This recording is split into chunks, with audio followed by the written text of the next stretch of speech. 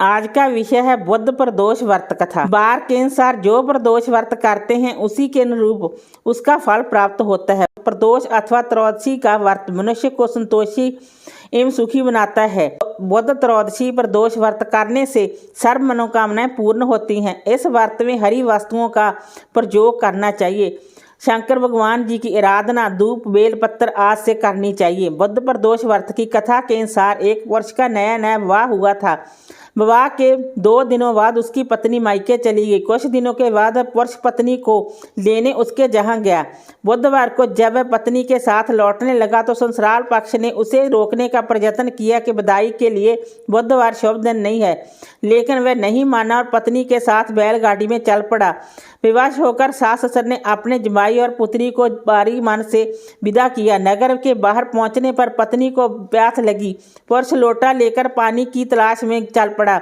पत्नी एक पेड़ के नीचे बैठ गई। थोड़ी देर बाद पुरुष पानी लेकर वापस लौटा। तब उसने देखा कि उसकी पत्नी किसी के साथ हंसकर बातें कर रही है और उसके लोटे से पानी पी रही है। उसको क्रोध आ गया। वह निकट पहुंचा तो उसके आश्चर्य का कोई ठिकाना ना रहा, क्योंकि उस आदमी की सूरत उसकी भांति ही थी। पत्नी भी सोच में पड़ गई। दोनों पुरुष झगड़ने लगे।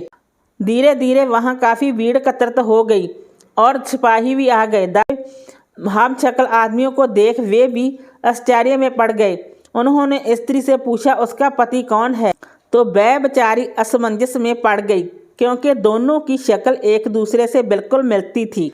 बीच राह में अपनी पत्नी को इस तरह लुटा देखकर उस पुरुष की आंख भर आई। वह शंकर भगवान से प्रार्थना करने लगा कि हे भगवान, आप मेरी पत्नी की रक्षा करो। मुझसे बहुत बड़ी भूल होगी जो मैं बुधवार को पत्नी को विदा करा लाया। भविष्य में ऐसा अपराध कदापि नहीं करूँगा। उसकी वह प्रार्थना जैसे ही पूरी हुई कि दूसरा पुरुष अंतर्ध्यान हो गया और वह पुरुष सकुशल अपनी पत्नी के साथ अपने घर पहुंच गया। उस दिन के बाद पति पत्नी नियम पूर्वक बुधवार प्रदोष व्रत करने लगे। वीडियो अच्छी लगी हो तो लाइक कीजिए, शेयर कीजिए, सब्सक्राइब कीजिए। Thanks for watching this video.